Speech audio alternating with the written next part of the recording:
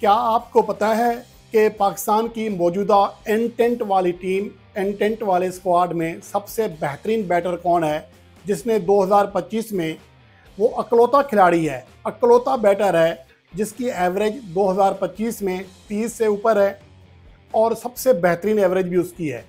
और वाहिद खिलाड़ी है जिनके जो दोनों पैमाने पे पूरा उतर रहा है, 130 plus strike rate, 30 plus average. वो बैट्समैन कौन है? मैं जब उसका नाम लूँगा आपका भी हासा सा निकल जाएगा। लेकिन पाकिस्तान क्रिकेट इस हद तक, इस पिस्ती तक नीचे चली गई है कि अब हमारे जो टेल एंडर्स हैं वो हमारे बेस्ट बैट्समैन के तौर पर सामने आ रहे हैं। मैं बात कर रहा हूँ शाहीन शाह अफरीदी की, जो सिर्फ अभी इन 2 मैचेस में नहीं बल्कि पूरे 2025 में वाहिद खिलाड़ी है जिसकी एवरेज 32 रन फी ओवर से ऊपर है। यानी कि 2025 में पाकिस्तान के लिए जिन प्लेयर्स ने T20 international matches, intent, aggressive cricket और मॉडर्न डे क्रिकेट का नारा लगाकर खेली है, उनमें एक ही खिलाड़ी है जिसकी एवरेज सबसे ज़्यादा है 32 से ऊपर, और वो है शाहीन अफरीदी, जो 8वें नंबर पर बैटिंग करने के लिए आते हैं, जिनका काम बॉलिंग कराना है। बैटिंग करना दर हकीकत उनका असल काम है ही नहीं, लेकिन सबसे बेहतरीन जो एवरेज है वो उसी की है। पूरे साल में सिर्फ 2 ही बैटर्स हैं जिनकी एवरेज 30 से ऊपर है। दूसरा फ़खर जमान है, लेकिन उसका स्ट्राइक रेट 130 से नीचे है। यानी कि आप इससे अंदाज़ा करें कि 2025 में हमारी जो क्रिकेट टीम की बैटिंग लाइन है वो किस कदर, एक बैट्समैन नहीं, तमाम के तमाम बैट्समैन किस कदर जदोजहद से दो चार हैं। अब इस एशिया कप T20 का जो चल रहा है T20 फॉर्मेट में, इसमें शाहीन अफरीदी ने सबसे ज़्यादा 206 के स्ट्राइक रेट से रन किए हैं। सेकंड सुफियान मुकीम है, उसके बाद मोहम्मद नवाज़ है। पाकिस्तान के जितने भी स्पेशलिस्ट बैटर खेल रहे हैं उनमें मासवा फ़खर जमान के किसी ने गेंदों के बराबर भी रन्स नहीं किए, गेंदों के बराबर रन्स नहीं कर पा रहे हैं। और इनकी डिमांड, इनका मुतालबा यही है कि टीम में अब वही रहेगा जिसका स्ट्राइक रेट 140 से ऊपर होगा। ये तो सियासतदानों वाला एक फ़िक्रा है, एक जुमला है, एक डायलॉग है। यानी कि आप अपने आप को ना देखो, दूसरों के ऊपर तनकीद करो।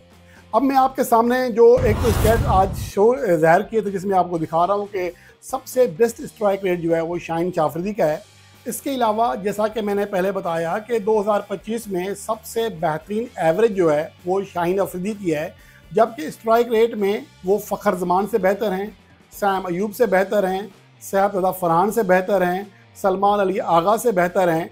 तो हमारी आधे बैटर बैटिंग लाइन से तो वो बेहतर हैं। जो बेहतर है उनसे स्ट्राइक रेट में, एक तो हसन नवाज़ हैं, लेकिन हसन नवाज़ की कारकर्दगी अब कैसी है वो अलग बात है। लेकिन 2025 में मजमूई तौर पर हसन नवाज़ उनसे आगे हैं। अहमद दानियाल लेकिन सिर्फ एक इनिंग्स खेली थी 17 रन की। उसके बाद शादाब खान, फिर मोहम्मद हारिस, फ़हीम अशरफ, उसके बाद शाहीन अफरीदी का नाम। यानी कि आपके जो स्पेशलिस्ट बैट्समैन हैं उनमें ना ही सैम अयूब हैं जो अच्छा स्ट्राइक रेट रखते हों, ना सैयद फरहान हैं, ना ही फ़खर जमान है, ना ही सलमान अली आगा हैं। तो ये पाकिस्तान की बैटिंग लाइन का हाल है।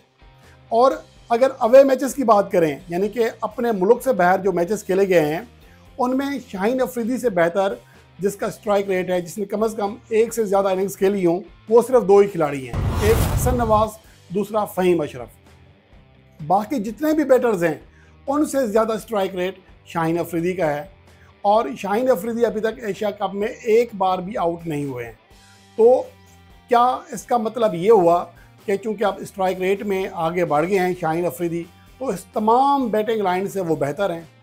ये इस सवाल का जवाब आपने देना है, क्योंकि पाकिस्तान में अब सिर्फ स्ट्राइक रेट की बातें होती रही हैं पिछले 2-2.5 सालों में।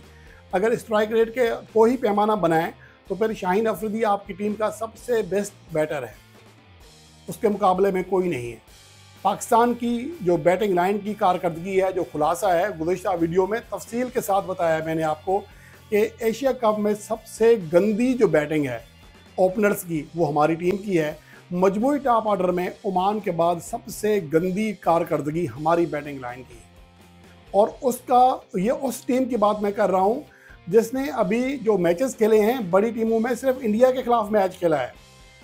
बाकी टीमें अफगानिस्तान को गो के बड़ी टीम माना जाता है, लेकिन उसी अफगानिस्तान को यूएई ने मुश्किल हालात से दो चार किया, बांग्लादेश ने उन्हें शिकस्त से दो चार किया, आज हो सकता है कि श्रीलंका भी उन्हें हरा दे, लेकिन हम उनके खिलाफ बहुत ज़्यादा दब कर खेल रहे थे।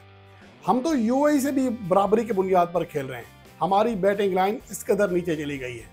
तो ये सूरत हाल है बैटिंग लाइन की। इसके हवाले से आप क्या समझते हैं कि एशिया कप में अगर यही कारकर्दगी जारी रही हमारे बैट्समैनों की, जो कि एक महान कारकर्दगी है, तो क्या साउथ अफ्रीका के खिलाफ सीरीज़ में इन्हीं बैट्समैनों के साथ जाया जाएगा?